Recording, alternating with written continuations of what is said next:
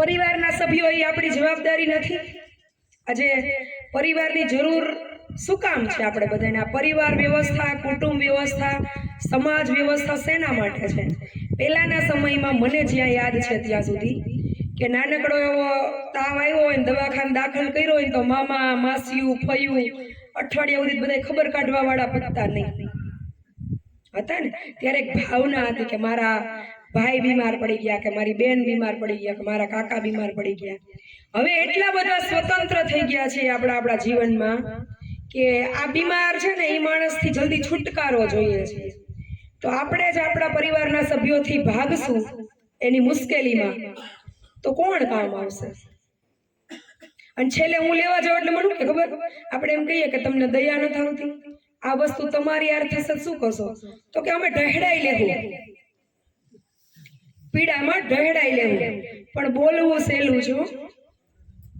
અને હું તો એમ કહું છું કે તમે છે ને બધા, હું તો જ્યાં જ્યાં જઈશ ત્યાં અપીલ કરીશ કે ખાલી 5 દિવસ આવા આશ્રમ ઉપર રોકાવા જાઓ અને એની જગ્યાએ તમે તમારી પોતાની જાતને મૂકો અને પછી એ પીડાને અનુભવો કે ઈશ્વર ન કરે કે આ સમયમાંથી મારે પસાર થવાનું આવે તો મારા દિવસો કેવા આવે. મનુષ્ય માત્રને હું વારંવાર લાઈવમાં કહું છું, ઘણા હું સ્ટેજ ઉપર કહું છું કે કા તમારે કોઈ ભયંકર બીમારીમાંથી પસાર થવાનું છે, કા તમારી માનસિક સ્થિતિ તમારા જીવનકાળ દરમિયાન એક વખત ખરાબ રીતે બગડવાની છે, અને કા તમે એક વખત વૃદ્ધત્વમાંથી પસાર થવાના છો. આ ત્રણેય પરિસ્થિતિ એટલી બધી ભયંકર છે કે આ ત્રણેયમાંથી એક વખત હું આવી ગઈ અને તમે આવી ગયા, આમાંથી પસાર થવાનું છે, થવાનું છે, થવાનું છે. અને ત્યારે તમારા જ તમારી બાજુ નહીં હોય શું કરશો? તો એવું વિચારો કે મારા પરિવારનું સભ્ય જ્યારે પથારીવશ હોય, બીમાર હોય, તકલીફમાં હોય તો મારી પૂરી જવાબદારી છે કે હું એને નિષ્ઠાથી નિભાવું. તો ઘણા એવા છુટકારો કે ઈ તો કે હજી 50 વર્ષના, એની જિંદગી 80 વર્ષની હોય, 30 વર્ષ હું અમારા બગાડી નાખવાના? તો તમારા પરિવારનો સભ્ય છે, હું બગાડું તમારું ન બગાડું? હું એમ કહું હું બગાડું છું, એ મારી જવાબદારી છે. એટલે કુરિવાજોથી પાછા વળશું ને તો મને એવું લાગે છે કે ઘણું બધું હળવું પડી જાય. માનસિક ડિપ્રેશન, શું કેવું? નથી તમને ચિંતા બાળકોના ભણતરની કે પ્રસંગોની? પછી આપણે એમ કહીએ કે તો કોઈ દીકરી નથી દેતું એમ. જો આવા અમે આવા ઘરેણા ન ચડાવીએ, આવા પ્રસંગ ધામધૂમથી ન કરીએ તો કોઈ દીકરી નથી દેતું એમ કહીએ ને આપણે. પણ આપણે આપણી દીકરી બીજાને દઈએ છીએ એવું ન કરે તો? સામે વાળા તમારા વેવાયેલા દીકરા વાળા એમ કે 2 તોલા ઘરેણું ચડાવીને દીકરી લઈ જવી છે, તો તમે દેવાની તૈયારી છે? હાથ ઊંચા કરો જી, કેટલા દે? તો પછી તમને કોણ દે? તો હાથ ઊંચો નથી કર્યો તો એનો મતલબ એમ છે કે આ પ્રથા અમલમાં મુકાશે નહીં. અમારે 25 દેવું છે ને 25 જોઈએ છે. તો પછી ગાંડા થાવ ત્યારે ફોન કરજો, હું સક્ષમ હઈશ તો લેવા આવે. હજી હું વિનંતી કરી શકું તમને, હું ફોર્સ તો ન કરી શકું કે જીવન છે ને એ પૈસાથી સુખી નથી. તમારી પાસે ગમે એટલા પૈસા હોય, શરીર સ્વસ્થ ન હોય અને જીવનમાં શાંતિ ન હોય, શું કામના પૈસા? સત્સંગમાં તો આમ કે રામ નામ સિવાય કઈ છે નહીં જીવનમાં. તો 25 તોલા વખતે ઘડીક રામ નામને યાદ કરી લેજો, બરોબર ને?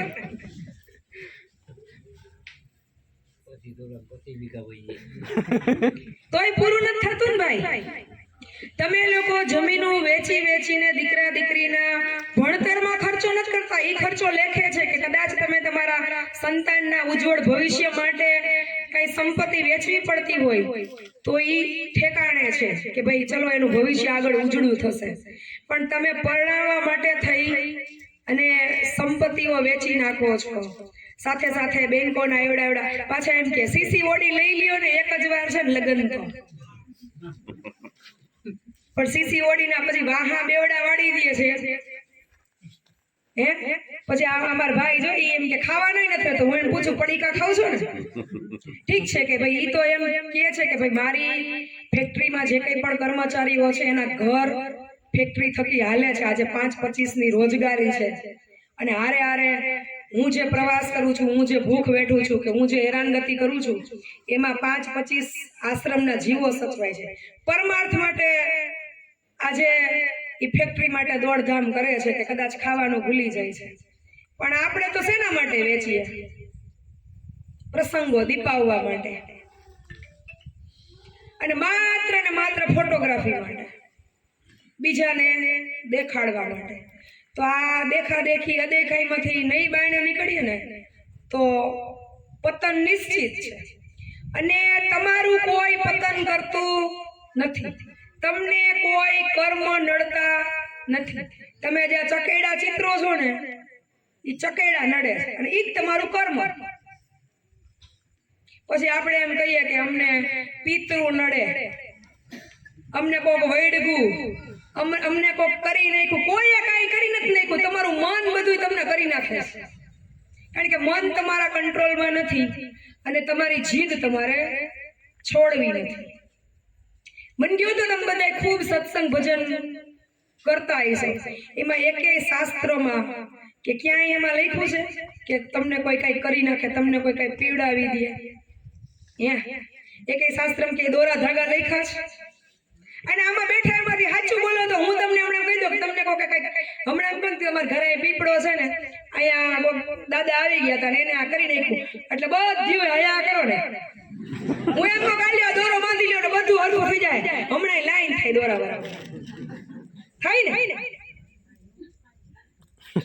ક્યાંય જગતમાં કોઈ કાંઈ કરી નાખતું નથી અંધશ્રદ્ધામાંથી જેટલા બારા નીકળશો એટલું જીવનમાં સુખ શાંતિ અને ઘરમાં સમૃદ્ધિ આવશે પાછી વળી જજો હજી કહું છું જોવરાવા જવામાં હો ગાંડા જોવરાવા હું કામ જાવ ખબર ઘરમાં હારું કરવા હાટું થઈને કે જોવરાવીએ ને તો ઘરમાં હારું થઈ જાય પણ તમે આ બધી જે મેં કીધી ની કથાઓ મૂકી દેવો ને તોય તમારા ઘરમાં હારું થઈ જાય જે રિવાજો નથી અમલમાં મૂકવાના એ રિવાજોમાંથી બાયણે નીકળી જાવ તમારા ઘરમાં બધાયને હારું જ છે હા અમારે આવ્યા હતા દાદા એટલે ઈ એના ભાઈને મૂકા એટલે મેં કીધું આને શું તકલીફ છે તો કે અમે 3 ભાઈઓ છીએ અર્ટિગા ગાડી છે ઘરના રાજકોટમાં મકાન છે પણ ઈ કે આ નથી અમારાથી હચવાતા માનસિક અસ્થિર થઈ ગયા છે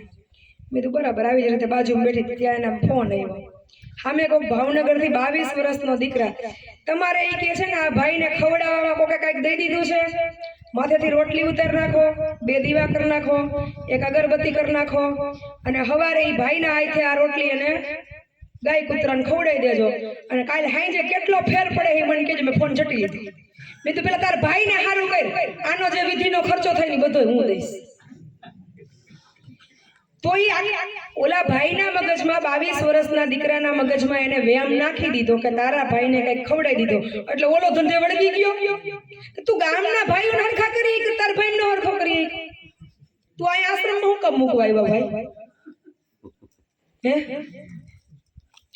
આપણને આપણી જે સગવડતાઓ બહારની બિનજરૂરી ખર્ચાઓ છે ને ઈ નડે છે આપણને આપણી વિચારધારા નડે છે તમને કોઈ વળગતું નથી કોઈને વળગવાની નવરાઈ નથી પછી આપણે એમ કહીએ પિતૃ નડે હે તમે તમારા છોકરાઓને નડો ગમે એવો છોકરો મા બાપ માટે ગમે એટલો સુપાત્ર હોય ગમે એટલો કપાતર હોય તો મા બાપના હૃદયમાં એક બાળક પ્રત્યે દયા હોય તો તમારા વડવાઓ તમને નડવા આવે પછી હાઈન થાય તો આપણે ગાગેર એક પાણી જોઈએ અને ભાદરવો મહિનો આવે એટલે તમારી એક ગાગેરમાં આખું વરનું પાણી પી લઈએ ધરાઈ લે ગાગેર એક કઈ દિશા તરફ દોડીએ છીએ પછી કેવું ખબર આપણે ફોલો કેવા કરીએ શાસ્ત્રો જેટલા આપણને સગવડિયાનો અનુકૂળ હોય એટલા ફોલો કરવાના પછી સગવડ ન હોય આપણે એમ કે તમે ઉપવાસ કરો ફળ આહાર કરજો ફળ આહાર એટલે શું કે ફળનો આહાર અને આપણે સાબુદાણા ખીચડી, સિંગ ને વેફર ને જે રેસીપી પાછા 2 જણાને પૂછે કે એને કીધું કે તલ ફરાળમાં આવે એટલે ખવાય, ઓલો કે ન આવે તો કે તો ઓલો કેવો લોટ કહેવાય એ કે આ એના કે ભજીયા કરી નાખો એ હાલશે. એ કે મોડી વેફર ખાવાની તો કે બાલાજી વાળા બનાવે ને ઈ ઓલી મોડી આવે ને કે ઈ એમાં મીઠું ન નાખે, પાછું કે સિંધાલું ખવાય. ટૂંકમાં જે કંઈ પણ ફોલો કરવાનું છે, અનુસરવાનું, એ કાંઈ આપણે અમલ કરતા નથી. અને મગજમાં કોક ગાઈડ ભરાવી દઈએ કે તમને આ તકલીફ છે અને તમને આ નડે છે, એટલે પાછા કેવા આપણે એમ કહીએ કે અમારા કુળદેવીને તો અમે ખૂબ માનીએ, એના નિવેદ કરીએ, એની પૂજા કરીએ, એની આરતી કરીએ, પછી માનતાય કરીએ. પણ જો આપણી ધાયરા પ્રમાણે એ કામ ન થાય એટલે કુળદેવી બદલી ગયા હોય. પછી એમ કે હવે હું તો મંગળવાર રહેવાનું, ગણપતિ દાદા ચાલુ ઘડી થાય તો કે હું સોમવાર રહેવાનું ચાલુ કરું. એ બધા નોખા નોખા છે. હું તમને બધાને પૂછું છું, બધા નોખા નોખા છે. ટૂંકમાં આપણું મન આપણે જેમ ઘડાવે, આપણું ધાયરું ન થાય એટલે આપણે ભગવાનને બદલી નાખીએ તો આપણે બીજાનું કોનું હારીએ. આપણું મનનું ધાયરું થાય તો ભગવાન સારો, આપણું મનનું ધાયરું ન થાય એટલે ભગવાન બદલી જાય, જગ્યા બદલી જાય. અને એ તો જલપાબેન બદલી જાય કાલે વારે કે એ આશ્રમ ને ત્યાં બીજા ક્યાં આશ્રમના ટૂટા છે. એટલે હવે કઈ હું બોલું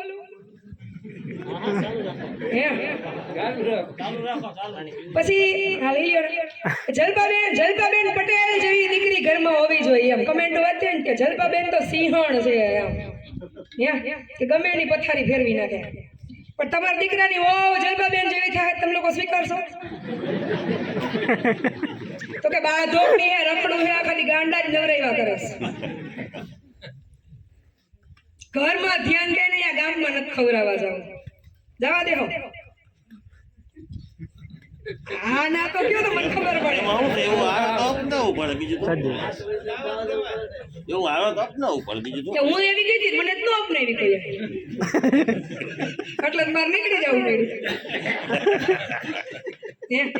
એવું આવે તો અપનાવો તમે હોય તો ત્યાંથી જ ચાલુ કરો. મેં કીધું એમ કે રખડું હે, રાતે 2 વાગે ગાડી લઈને નીકળે, હા ઘરે રોટલા કરીને એમ. પાછા ઈ ની છે ને રાતે 2 વાગે કોક આવે ને તો કે જલપા પટેલ ને ફોન કરો ને હમણાં આવશે. ઈ ને ઈ વ્યક્તિ પાછો પોતાના ઘરની દીકરીને કે વહુને આપણે મોકલવાની વાત કરીએ કે ભાઈ હાલો પ્રભુજી છે રોડ ઉપર હેરાન થાય છે અને એને ટિફિન દેવા જાવું કે નવડાવવા જાવું, તો કે ઘરમાં રહ્યો, આપણે એ નથી કરવું, ઘરમાં ધ્યાન દો ને ઘર હાંચવું. પણ પાછા ઈ ને ઈ વ્યક્તિ કોકને જોવે ને એમ કે જલપા પટેલ ને ફોન કરો ને રાતે 2 વાગે જલપા પટેલ ને નીકળાય, પણ આપણી દીકરી હોવ ને નો નીકળે. અને એવું નથી પછી બેનું આવ્યું છે, ભાઈ નથી જવા દેતી. કારણ કે અમારે તો શું છે, અમારે તો આ રોજ આ જ કામ રહ્યું એટલે આખો દી રોજ અવનવા અનુભવો થતા હોય. તો આ બધાય પરિવર્તનની ખરેખર જરૂર છે, એ આપણે કરતા નથી. પણ જે આપણે નથી કરવાનું ત્યાં આપણી આંધળી દોડ છે. એ થોડી ગાય દોવા ન દે ને તો ફટફટ દોરો કરાવવા જાય. જાવ ને કે નથી જતા? હા તો પાડો. મને એટલી ખબર નથી પડતી, હજી સુધી સમજાતું નથી કે દોરો કરે છે એનું કઈ સારું નથી, તમારું ક્યાં થાય? અને એક આ ધૂણવાની પ્રથા, આ કોઈને ખોટું લાગે તો કઈ વાંધો નહીં, મને બીજી વાર ન બોલાવતા, બરોબર ને? પણ ધૂણતા હોય છે તો એને અગાઉ ન ખબર પડી જાય કે આ પ્લેન ક્રેશ થવાનું છે. ધૂણતા કઈ ન દે કે એલા એ પ્લેનમાં કોઈ બેહતા નહીં. ધૂણતા એ એમ ન કહી દે કે ઓલો બ્રિજ હમણાં તૂટ્યો તો એ તૂટવાનો છે. એલા ભાઈ આટલી આખી દુનિયા ધૂણતી છે, એક સમયે કેટલા લોકો ધૂણતા છે, તો એમાંથી એકાદો તો એવી આગાહી કરી દેવો જોઈએ ને. એને બીજી બધી ખબર હોય કે તમારા ખેતરના ખૂણે એક લીમડો છે, ત્યાં એક કૂવો હતો, ત્યાં એક બાપા હતા, ત્યાં ડોહીમાં હતા, ને તમારા પરિવારમાં આગે ગુજરી ગયું, બધી એને ખબર હોય. તો એને એ ન ખબર હોય કે આપણા દેશ ઉપર આવડું મોટું સંકટ આવવાનું છે. ધૂણવા વાળા કેન્સર હોસ્પિટલ બંધ ન કરી શકે, આપણે બોર્ડર ઉપર એટલા સૈનિકો શહીદ થઈ જાય છે તો અહીંયા સૈનિકોની જરૂર પડે. આ ધૂળમાં વાળા બધા ભેગા થાય તો અહીંયા મિલિટરીની જરૂર ન પડે. એટલે આ કુરિવાજો અને અંધશ્રદ્ધામાંથી બહાર આવવું છે કે હજી આપણે એમાં ને એમાં દોડવું છે? હું વિરોધ નથી કરતી, સાંભળજો. પણ જે કોઈ પણ ભૂવા હોય, જે કંઈ પણ તમે માતાજીના માંડવા કરતા હોય, જે કંઈ પણ તમે કથા કરતા હોય, જે પણ તમે સપ્તાહ કરતા હોય, જે ભજન કરતા હોય, ત્યાં તમારે બધાએ ભેગા થઈને આરાધ કરવાનો છે. કયો આરાધ? કે ઈશ્વરનું સાચા હૃદયથી તમે જે કંઈ પણ ડાક વગાડો છો, જે કંઈ પણ તમે આરાધના કરો છો, જે તમે આરતી ગાઓ છો, જે તમે કીર્તન ગાઓ છો, અહીંયા ઈશ્વરને ખરા હૃદયથી આર્તનાદથી પોકારવાના છે કે ઈશ્વર આ કાર્યને સફળ કરજે. એમ કીધું હાકરું મારી મારીને ધૂણો એમ. ભગવાન તમને એમ કે તમારી માં તમને માર ખવડાવે કયો તો મને, અને જેને વિરોધ કરવો એને ખુલ્લા માયલો આવવાનો, કારણ કે હું તો આવીને આવી જ રહેવાની છું. અને આમાં હું કે ખોટી હોય તોય કયો તમારી માં તમને માર ખવડાવે. જે સમયે સત હતું ને ત્યારે ઈ એનો આરાધ કરતા હતા. કુળદેવી હોય, માતાજી હોય, ઈશ્વર હોય, એનો સાચા હૃદયનો આરાધ હતો. અમથા પાડિયા નથી પૂજાતા કે એને એના પ્રાણોની આહુતિ આપી દીધી છે. અત્યારે ધૂણવા વાળાને કેજો તો આપશે કોઈ? અને હું તો સોશિયલ મીડિયાના માધ્યમથી ને કહું છું કે આ બધું બંધ કરાવી દો. શહીદો થાય છે, કેન્સર હોસ્પિટલો આટલી ખુલે છે, જાહેર બધી મારી જોયા કરો તમે તમારે ભાઈ. કેવા અંધશ્રદ્ધામાં આપણે ગાંડા થઈ આપણા પૈસાનું, આપણા પરિવારનું અને આપણા જીવનની આહુતિઓ આપી દઈએ છીએ. મને ખાલી એટલું કયો, ધૂળવા વાળા બધા એને આશ્રમે બેહાડ દેવા. અહીંયા એક પ્રભુજી હાજર થઈ જવા જોઈએ. બધા માનસિક અસ્થિના બધા આશ્રમ બંધ કરાવી દો. હાલો તો હું કેવું ખબર? ઈ કે ઈ તો એના કર્મને નડે. તો યા કેમ કર્મ ઉપર આવી જઈએ છીએ? તમારા આરાધમાં એવડી તો શક્તિ હોય ને, જેનું આરાધ આપણે કરીએ છીએ કે ઈ કર્મને સાઈડ કરી દે. કર્મ ટાળી ન શકાય પણ એની પીડા તો ઓછી કરી શકાય કે ન થાય? એટલે હજી આપણે દોરા ધાગા, અંધશ્રદ્ધા, કુરિવાજો આમાંથી બહાર નીકળવું છે કે પતન જ થવું છે?